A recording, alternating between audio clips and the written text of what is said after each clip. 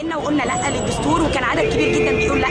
شفنا التزوير قدامنا قدام عينينا.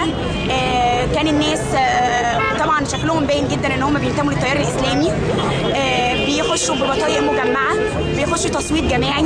شفنا مهازل قدام اللجان، شفنا الناس بتحرض الناس خشوا يقولوا نعم انا واحده محجبه مش كافره يعني مسلمه، وبقول لا للدستور عشان مصلحه البلد. نزلنا قلنا لا، بس يا ريت تتاخد بلا للناس كتير قوي قالت عليهم لا، لكن اكيد هيحصل في تزوير. اللجان بتاعتها اتقفلت ومحدش ادى بصوته بالذات في الاماكن اللي هي الراقيه شويه اللي معروف ان الناس هتقول فيها لا. نزلت الاستفتاء قلت لا، حاسه ان البلد بتتخطف جماعه الاخوان بس، لانه ما بيتهيأليش ان هم ينتموا للاسلام في الشارع. بس يوم ما اقابلك هقول لك لا والف لا.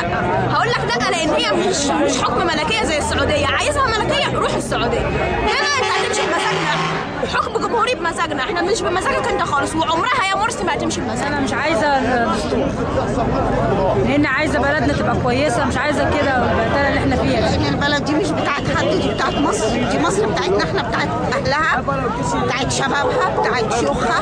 مصر ليها حضاره، مصر دي ام الدنيا في الاول والاخر. مفيش حد هيجي يقول لنا اسلاميه، ومفيش حد هيجي يعلمنا الدين، لان احنا في الاول والاخر كلنا مسلمين. لا حد يقدر يقول لحد انت بتصلي، ولا حد اللي بيحاسب ربنا سبحانه وتعالى. جاي اقول لك يا دكتور، جاي اقول لك يا دكتور، جاي اقول لك يا دكتور، جاي اقول لك يا دكتور، انت اكبر دكتاتور، انت اكبر دكتاتور.